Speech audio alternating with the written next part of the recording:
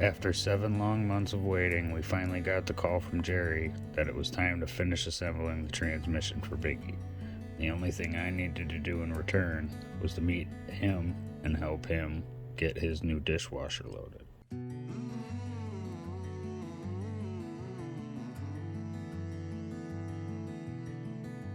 Once we verified that the part was in fact the part that we were in need of, it didn't take Jerry long before he had most of the stack built and put back into the case. Jerry reassured me that with these parts from SunX, this transmission should have zero problem handling what we're preparing to throw at it. Once Jerry was done and moving on to the valve body, it was my task to make the proper modifications to the transmission case in order to accommodate our new vacuum modulator system. This next step required an 1/8" NPT tap, which unfortunately neither Jerry or myself had, so I was off on the hunt to try to see if I could locate a tap. Luckily, Mike just so happened to have a complete set with the 1/8" NPT tap that we were in need of. Once back at Jerry's, I verified that the thread pitch on the tap matched the thread pitch on the fitting and began making my measurements, describe my mark to drill a hole into this case and tap it for this fitting. With the fitting installed, I then needed to trim down the hose that goes from the fitting to the vacuum actuator itself.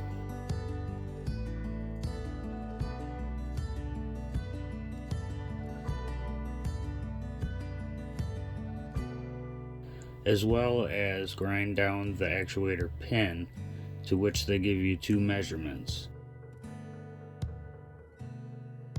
I opted to go for the street strip length rather than the show mild street rod length.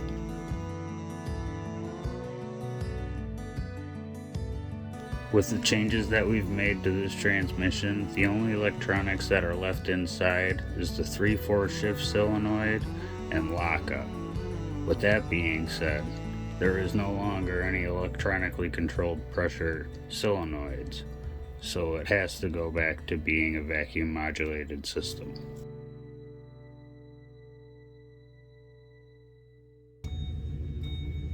It's now my job to get the transmission back home and to get Biggie back out of storage. Sunday morning, I loaded up the trailer and headed directly to the storage unit to start unburying this car that's been sitting here since late summer last year. With a completed transmission and the remaining parts ordered and on the way, I had no problem taking my Sunday morning to unbury this thing to get it ready to get tugged back over to the shop so we can start working on it again.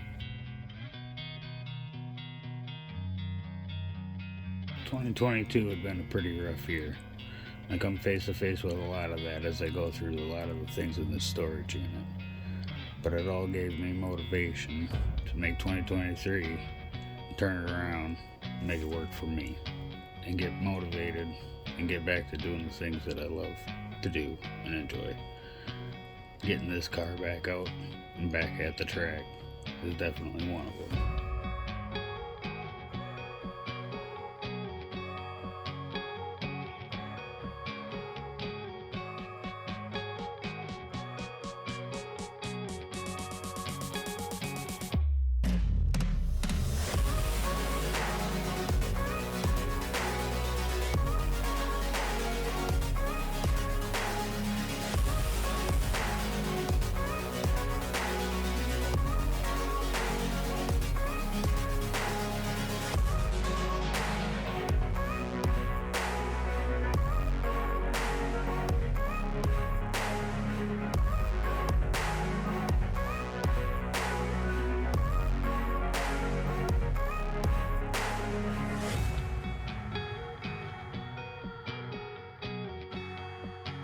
Luckily, Dilly and his house of a Chevy were available to give me a hand tugging this thing back over to the shop.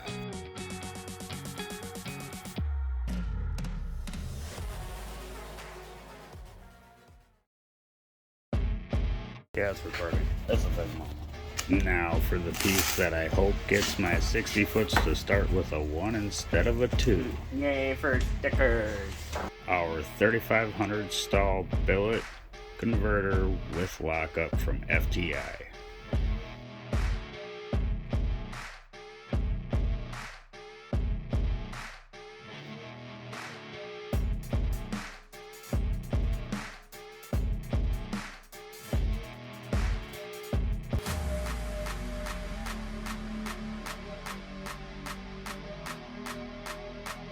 I wasted no time in getting this thing put back into the car because there was a complete turbo kit, fuel system, as well as wiring kit and a Holley Terminator EFI system waiting to also get installed into this car.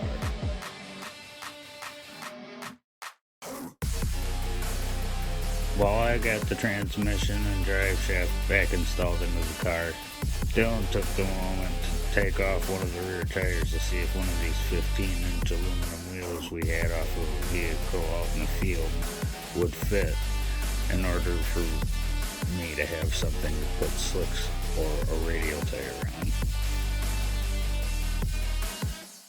And they just so happen to fit.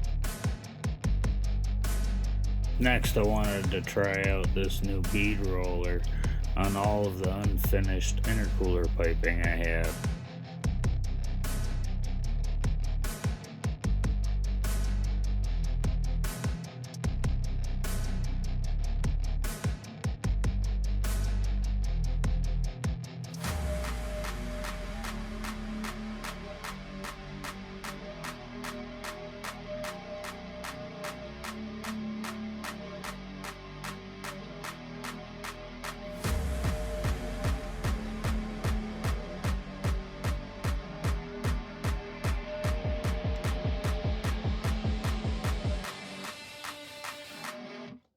And I gotta tell you, for a $108 tool off of eBay, this thing works pretty mint. The wind was quickly taken out of my sails when I removed the throttle body off the intake and saw all of the metal material in there from the last motor when it detonated. And after a brief 5-minute search on the internet and coming up empty-handed to finding a new PI intake, I decided to call it a night.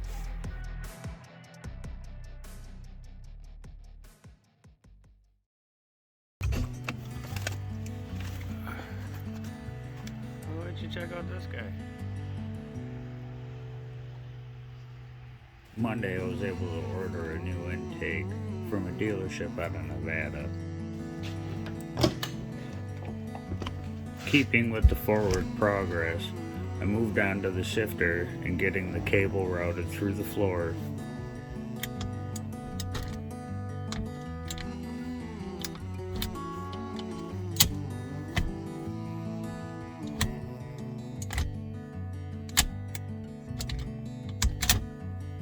And getting a linkage and bracket mounted down on the transmission.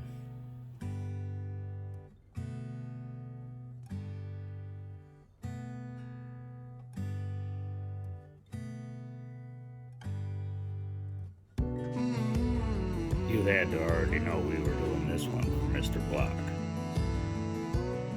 Next, I set my sights on gutting this trunk of all unnecessary weight, which included this 90s disc changer.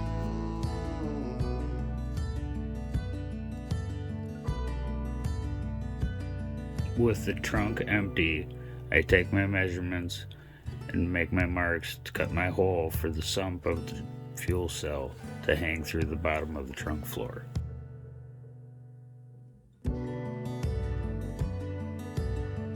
As far as mounting goes, I tried to keep it simple with a couple pieces of angle iron and one flat piece to go across with mounted studs to the bracket. The contour of the trunk floor made it so that I had to make a couple of pedestals for the front of the cell mount to mount to the floor. And we did this with some roll cage tubing.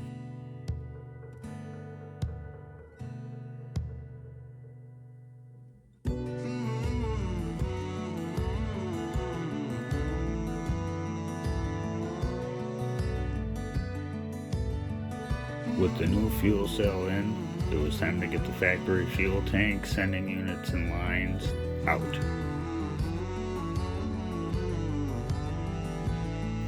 So much more room for activities. Thinking it might be a good home for our new Doral transmission cooler. Not gonna commit to mounting it until I get my fuel pump and fuel filter in though. I rounded out the night by finishing mocking up the downpipe, and I gotta tell you, I cannot wait to hear what this thing sounds like with dual hater pipes, one out of each side.